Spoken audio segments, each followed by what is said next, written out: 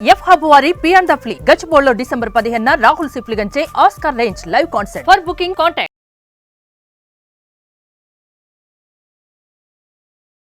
నమస్తే మహాగారు. నమస్తే ఉషా. చాలా మంది ఆడపిల్లలు 20 days 15 days 1 month 3 months ఇలా కంటిన్యూస్గా బ్లీడ్ అవుతూ ఉంటుంది. చాలా మంది పీసీఓడి వల్ల 6 months పీరియడ్స్ రానప్పుడు 1 month అవుతుంది, ఒకేసారి బ్లీడ్ మొత్తం వెళ్ళిపోతుందేమో అన్న అపోహలో ఉంటూ ఉంటాం. వాటిని నెగ్లెక్ట్ కూడా చేస్తూ ఉంటాం. కొంతమందికి రెగ్యులర్గా ఈ ప్రాసెస్ జరిగినప్పటికీ కూడా పీరియడ్స్లో ఇది కామన్ అని కొట్టిపారేస్తూ ఉంటుంటారు.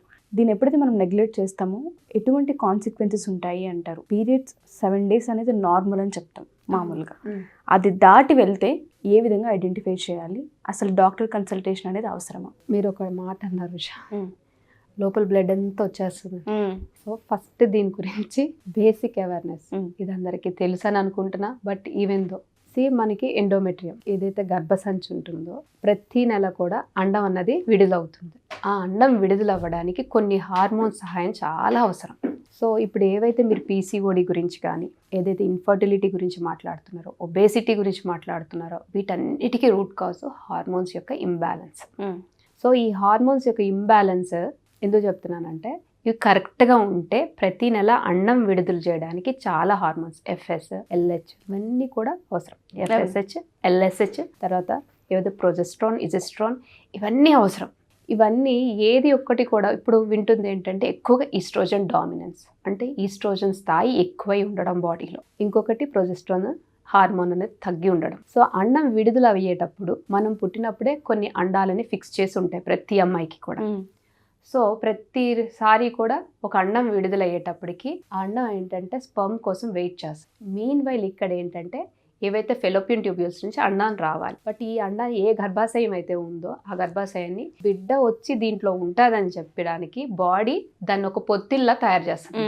సో ఎలా అంటే ఆల్మోస్ట్ లైక్ ఏ బెడ్ మాట. ఆ బెడ్ తయారు చేసేటప్పుడు ఈ ప్రాసెస్లో ఏమవుతుందంటే ఆ హార్మోన్స్ ఏమాత్రం కొంచెం అటు ఇటుగా ఉన్నా, ఏదైనా ఎగ్ సరిగ్గా రిలీజ్ అవ్వకపోవడము, లేకపోతే ఆ ఎండోమెట్రియం థిక్నెస్ అనేది ఎక్కువగా పేరుకుపోవడం, ఏదైతే అది బెడ్లా తయారు చేసి ఉంటుందో ఒక్కొక్కరికి ఒక్కొక్కటి. ఏదర్ లో ఎండోమెట్రియం అంటాం, అసలు ఎండోమెట్రియం థిక్నెస్సే ఉండదు, వాళ్ళలో కూడా బ్లీడింగ్ అవుతుంది, వాళ్ళు కూడా సఫర్ అవుతుంటారు.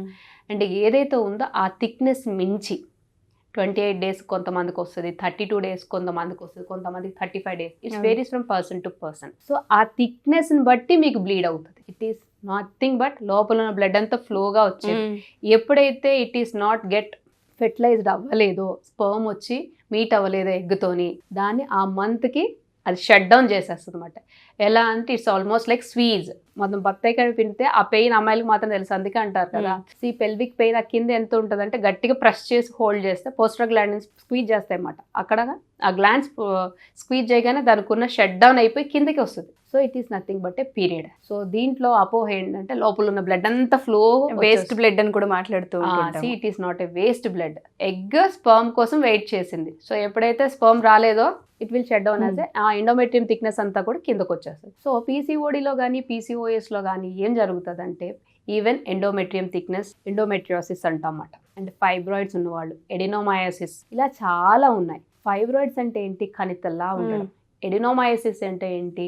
ఆ పెల్విక్ ఏదైతే ఉందో విపరీతమైన పెయిన్ ఉంటుంది, అది ఇన్ఫర్టిలిటీకి ఇవన్నీ ఇన్ఫర్టిలిటీ ఇష్యూస్. బట్ ఇవన్నీ ఎందుకు చెప్తున్నానంటే పీసీఓడి పీసీఓఎస్ వాళ్ళు మాత్రమే కాదు, ఎప్పుడైతే periods more than 10, 8, 7 is common. ఎందుకంటే 5 days ఓవర్ బ్లీడ్ అయినా 7 days స్పాటింగ్, 2 days స్పాటింగ్ అనిపిస్తుంది, అది నార్మల్ అది. బట్ ఎప్పుడైతే more than 8 or 10 days continue అవుతుంది అన్నప్పుడు you should be alert. But అది 1 month కాదు, ప్రతి మంత్ ప్రతి పీరియడ్ పెయిన్ఫుల్గా ఉంటుందంటే ఒక అలర్ట్ ఇస్తుంది బాడీ. అక్కడ అలర్ట్ అవ్వాల్సిన అవసరం చాలా ఉంది. అండ్ ఇంకొకటి ఏంటంటే కొన్ని 5 symptoms చెప్తాను. Every girl should alert, every women should alert. ఇది కేవలం ఆ పెళ్ళి అయిన వాళ్ళకా పెళ్ళి కాని వాళ్ళకా అన్నది కాదు, మన సైకిల్ గురించి మనం తెలుసుకోవాల్సిన అవసరం చాలా అవసరం ఉంది ఉషా. ఎందుకంటే if you are changing a pad more then 4 or 5 times in a day, hygiene purpose మారుస్తారంటే అది వేరే విషయం. బట్ మీరు ప్యాడ్ పెట్టిన 1 hourకి ప్యాడ్ ఫుల్ అయిపోతుంది అని అంటే you need to be alert, check చేసుకోవాల్సిన అవసరం చాలా. అండ్ ఇంకొకటి యువర్ క్లాత్స్, క్లాట్స్ ఏవైతే వస్తున్నాయో అవి 2.5 అంటే గడ్డల్లా పెద్ద పెద్ద గడ్డల్లాగా ఎప్పుడైతే వస్తాయి you need to be alert. And double triple protection వేసుకొని ప్యాడ్స్ వేసుకునే వాళ్ళు ఉంటారు, then you need to be alert. And ఇంకొకటి, పీరియడ్స్ వచ్చే టైంలో మనం అసలు ఆ పనికి కాదు ఎవరు పిలిచిన విపరీతమైన కోపం, చిరాకు, అసలు ఆ పని చూస్తేనే అసలు completely body asking for rest అన్నప్పుడు అలర్ట్ అవ్వాలి. అండ్ ఇంకొకటి, ఎప్పుడైతే సివియర్ స్టమక్ పెయిన్, ఎమర్జెన్సీకి వెళ్ళి జాయిన్ అవ్వాల్సిన అవసరం వస్తుంది, కళ్ళు తిరిగి పడిపోతున్నాను, ఎప్పుడు కళ్ళు తిరిగి పడిపోతానో నాకు తెలీదు, ఇలాంటివి ఏమైనా అనిపిస్తే మాత్రం ఖచ్చితంగా డాక్టర్ దగ్గరికి వెళ్ళి అడ్వైస్ తీసుకొని అసలు మనకేం ప్రాబ్లం ఉందని ఫస్ట్ డయాగ్నోసిస్ చేసుకోవాలి. ఈ 5 లక్షణాలు కనుక కనిపిస్తే డెఫినెట్గా అప్రోచ్ అవ్వాల్సిందే. మీకు ఏముందో చెప్పలేము. పీసీఓడి అంటారు, పీసీఓడి ఒక్కటే కాదు, ఎండోమెట్రియోసిస్ అవ్వచ్చు, ఎడినోమైసిస్, ఫైబ్రాయిడ్స్ అవ్వచ్చు, ఇన్ని ఉన్నాయి అమ్మాయిల్లోని. సో అది మీరు ఏంటి అన్నది ఖచ్చితంగా తెలుసుకోవాల్సిన అవసరం ఉంది. సో ఈ మెయిన్ కాజ్ వచ్చేసి ఒబేసిటీ ఉంటుంది. జనరల్గా మాట్లాడుకునేటప్పుడు ఒబేసిటీ ఉంటుంది, హై ఈస్ట్రోజన్ లెవెల్స్ ఉంటాయి, లో ప్రోస్ట్రోజన్ లెవెల్స్ ఉంటాయి, కాన్స్టిపేషన్ ఇష్యూస్ ఉంటాయి, లో స్టమక్ యాసిడ్, హిమోగ్లోబిన్ లెవెల్స్ తక్కువ ఉంటాయి. ఎవరికైతే ఓవర్ బ్లీడ్ ఉంటుందో ఖచ్చితంగా వాళ్ళకి హిమోగ్లోబిన్ లెవెల్స్ ఒక్కటే కాదు, ఐరన్ లెవెల్స్ కూడా చెక్ చేసుకోవాలి. ఎప్పుడైతే ఏదైతే హిమోగ్లోబిన్ తక్కువ ఉంది అని అనేటప్పుడు ఐరన్ రిచ్ ఫుడ్స్తో పాటు వైటమిన్ సి రిచ్ ఫుడ్స్ కూడా తీసుకోవాలి, అప్పుడే అబ్సార్ప్షన్ అన్నది జరుగుతుంది. అండ్ మోర్ ఓవర్ 50 to 60% ఎవరైతే ఈ కేసెస్ తీసుకుంటామో అమ్మాయిల్లో ఖచ్చితంగా కాన్స్టిపేషన్ ఇష్యూ అన్నది ఉంటుంది. ఈ కాన్స్టిపేషన్ ఇష్యూని ఎప్పుడైతే క్లియర్ చేయలేకపోతామో, బయట ఇప్పుడు చాలా విషయాలు మాట్లాడుకున్నాం మనం, ఇజిస్ట్రోన్ బాడీలో ప్రెజెంట్ అవ్వడానికి గల కారణాలు మేబీ ఫుడ్ ఫ్యాక్టర్స్ అవ్వచ్చు, మీరు యూజ్ చేసే xenoestrogens because of the cosmetics అవ్వచ్చు, and constipation is also one of the reason. ఎప్పుడైతే కాన్స్టిపేషన్ ఇష్యూ ఉంటుందో మీకు excess of estrogen will get back in to the body. Estrogen ఎలా పోతుంది అంటే మోషన్ ద్వారానే పోతుంది. సో అది చెక్ చేసుకోవాలి. కాన్స్టిపేషన్ ఇష్యూ ఉంటే కంపల్సరీ క్లియర్ చేసుకోవాల్సిన అవసరం చాలా ఉంది. అండ్ ఎవరికైతే లో స్టమక్ యాసిడ్ అంటే ఏదైతే అన్నం కానీ ఏదైతే ఫుడ్ తీసుకుంటున్నారో సరిగ్గా డైజెస్ట్ అవ్వకపోవడం, లేకపోతే వాళ్ళు ఏవైతే ఉన్నారో పెద్దవాళ్ళు కానీ ఆఫ్టర్ 30s ఇప్పుడు కామన్ అయిపోయింది, అందరికీ యాంటాసిడ్స్ వాడడం అందరికీ కామన్ అయిపోయింది. సో అలాంటి వాళ్ళు it is not about PCOS, some other thyroid issues problem అయితే ఉంది. థైరాయిడ్ హార్మోన్స్ అంటేనే thyroid, either hypo or hyper. So ఈ ఇష్యూస్ తో బాధపడే వాళ్ళు ఉంటారు. అండ్ మెటబాలిక్ సిండ్రోమ్స్ అంటే ఆబ్వియస్లీ ఎప్పుడైతే లైఫ్ స్టైల్ డిజార్డర్స్ ఉన్నాయో హార్మోన్స్ ప్లస్ మెటబాలిక్ రెండు ఇంటర్లింక్డ్ అయి ఉంటాయి. వీళ్ళు ఏంటంటే విజరల్ ఫ్యాట్, ఆర్గాన్స్ చుట్టూ ఉండే ఫ్యాట్ ఎక్కువ ఉంటుంది, బెల్లీ ఫ్యాట్ ఎక్కువ ఉంటుంది. అమ్మాయిల్లో ఎక్కువ ఇప్పుడు చూస్తుంది అది. బాడీ షేమింగ్ అని సగం మంది, దీంట్లో యాంగ్జైటీ, డిప్రెషన్ రెండు పక్కనే ఉంటాయి.